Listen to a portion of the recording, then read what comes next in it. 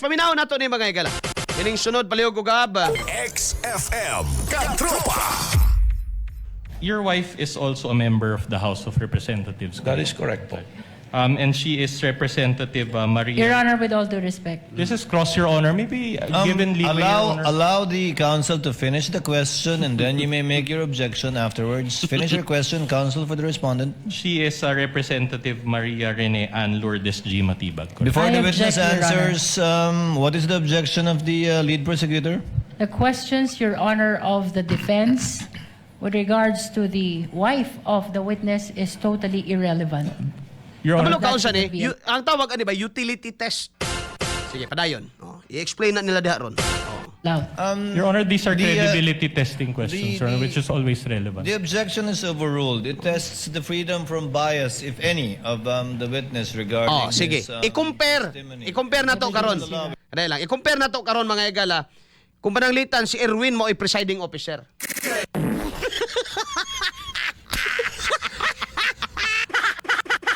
Do you think mga igala i-overrule niya tong objection mga kaigsuonan ni Luistro? Mayroon dito, ayaw, walay labot na, lahi na, iba yan. Ang pinag-uusapan natin dito, si BP Sara Duterte. Para gano'n. Sige, go. Oh. Witness may answer. Your Honor, may I just enter there a was already- continuing objection on the line of questions pertaining to the wife of the witness, Your Honor. Kana. So noted. Witness may answer. Opo. All right. Now, let me direct your attention to House Resolution number 989. This is also part of the records of this case, entitled Setting Forth the Articles of Impeachment Against Vice President Sara Z. Duterte. Permission to use a pointer, Your Honor. Now, it appears that from this document Counsel may do so. that your wife is one of the endorsers of this House resolution. Can you confirm that? Yes. The name is Yes. It's there. Okay. Now, there's a signature page also.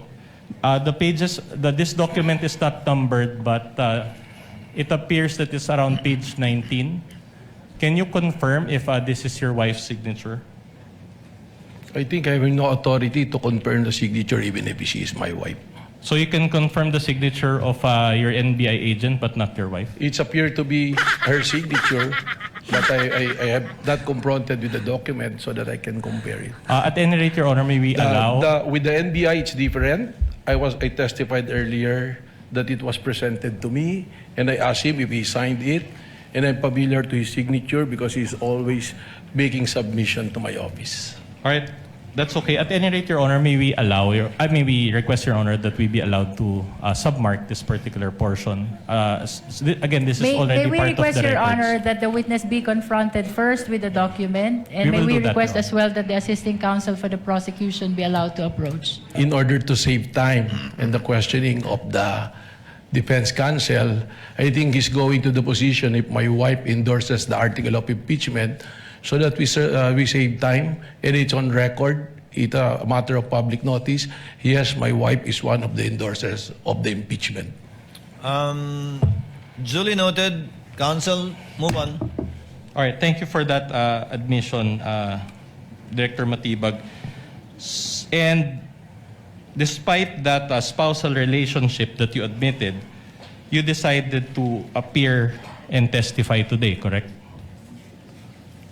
My decision to be a witness is by virtue of a subpoena issued by the Honorable Court. Wala lagi sa And the pina. invitation of the Committee on Justice, the prosecution. Klaro na ba ito sa pina?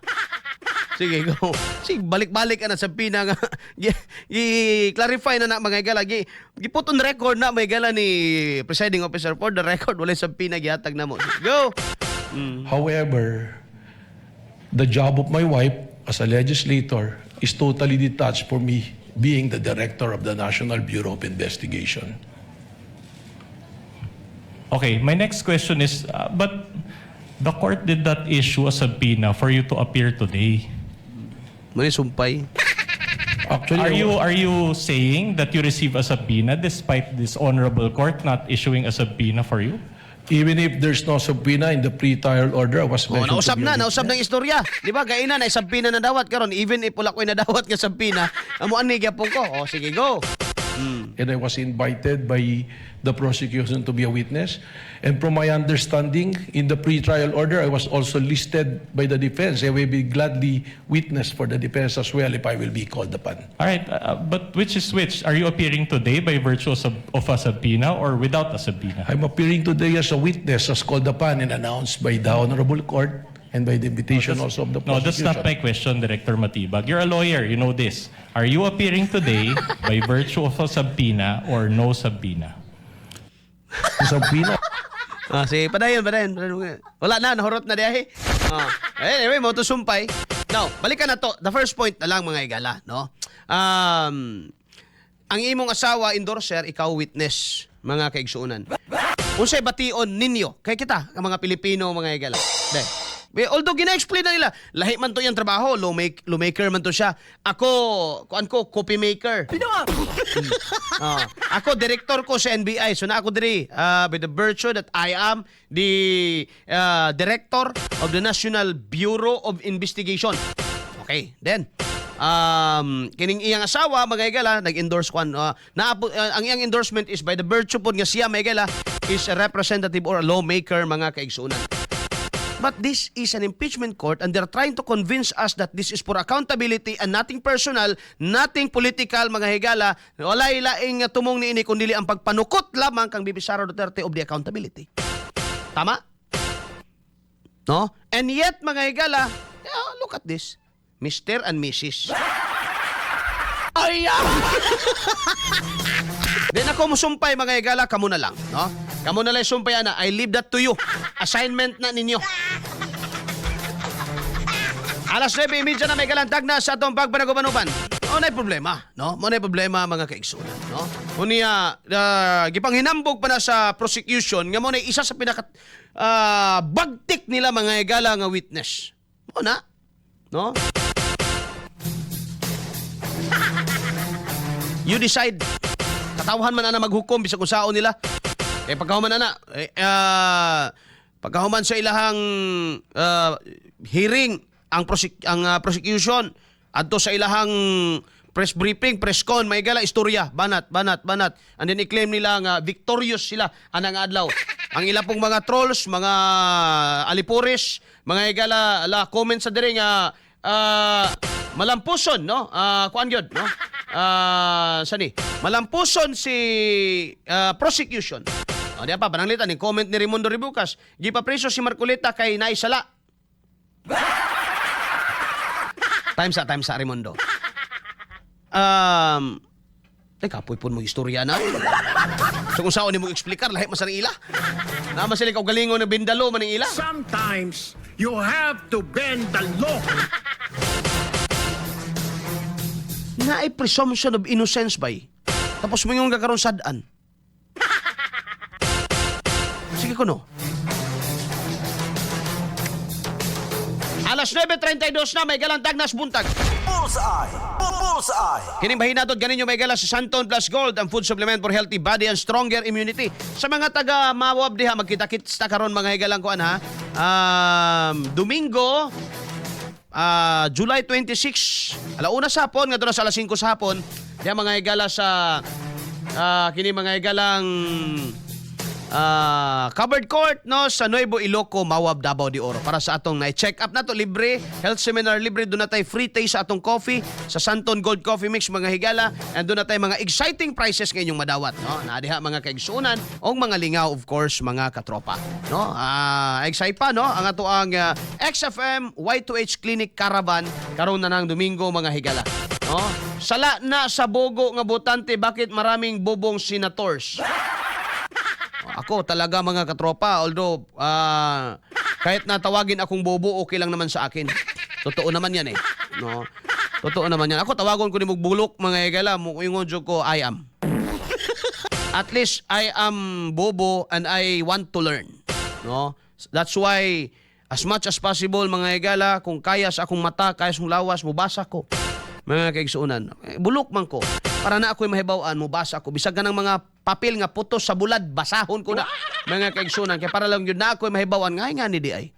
I admit that. Kaya kung muingon po bright na mga higala, no? Awa na siya, angay nga no, magtuon pa ba ng bright man. No? Di na sad ta magtuon, no? Di ta bright, bugo gyud ta. Pero ang akong masigurado nimo Raimundo, no? Kung apil sa imong giingon nga bubong senador, wa jud ko mabotar ni Erwin. Ay! Only a few. Mga igala, kabalo ka kung yung ipang butaran nga mga senador, para nako magod personal ko ni bay. Personal ko ni. No, akong sorry pero akong ipang butaran nga mga senador. Di jud ko mo butar based on popularity. Mo butar gyud ko based on credibility. No? May yung karog moral ascendancy, that's very difficult to ascertain. No, nga naman. Na may daghan di ang mga igalang bugoy tanawon pero buutan di ay. Na sa mga igalay buutan tanawon pero ding perting mantasa. Na may mga nga na.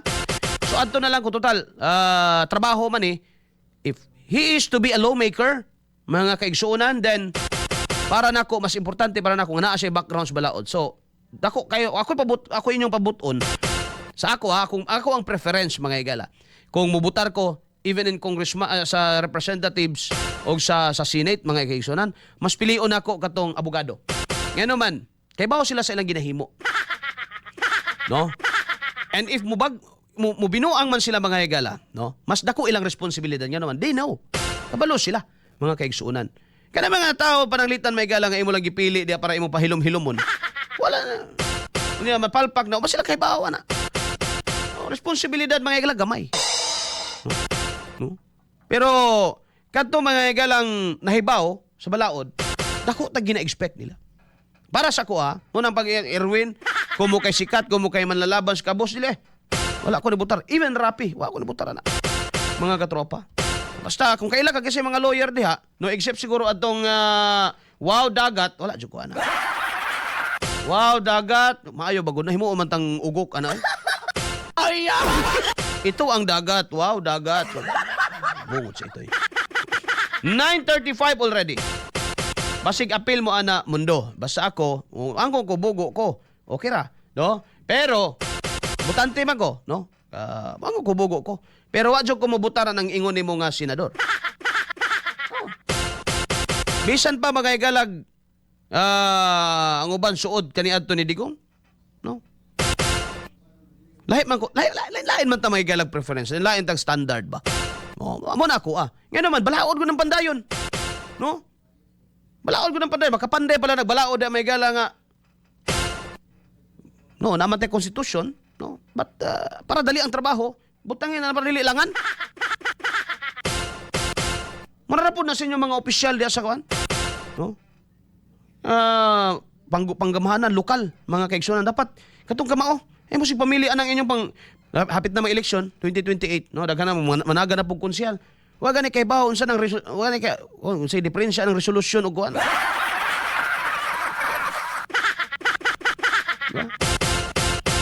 Alas 9:37 na mga galantag na sa ato ang pagpanagubanuban.